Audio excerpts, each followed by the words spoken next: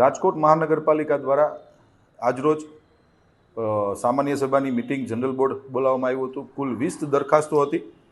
એ 20 દરખાસ્તોની સાથે એક શોક ઠરાવ હતો અને 2 અર્જન્ટ દરખાસ્તો હતી. શોક ઠરાવમાં ગત રાત્રિએ જે વડોદરાની અંદર જે બાળકો અને જે ટીચર્સના જે એક દુર્ઘટના બનીને જે મૃત્યુ પામ્યા છે એને ભારતીય જનતા પાર્ટીના 68 સભ્યશ્રીઓએ આજે દુઃખદ વ્યક્ત કરીને 2 મિનિટનું મૌન પાડ્યું હતું જનરલ બોર્ડની અંદર.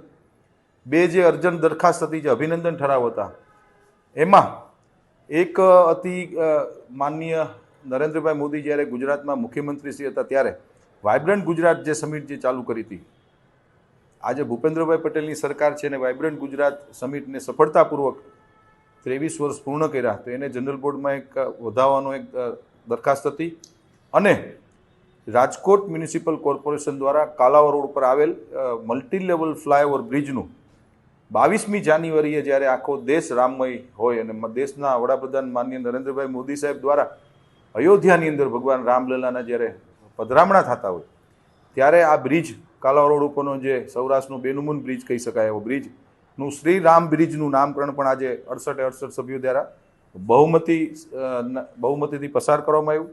દુઃખ એ વાતનું છે કે કોંગ્રેસના સભ્યોએ આ નામકરણ વખતે વોકઆઉટ કર્યું અને કારણ વગરના વિવાદો ઊભા કરતા હતા. જય શ્રી રામના નારા સાથે ભારતીય જનતા પાર્ટીના તમામ સભ્યશ્રીઓએ આજે આ દરખાસ્ત અમે લોકોએ શ્રીરામ બ્રિજની મંજૂર કરી છે.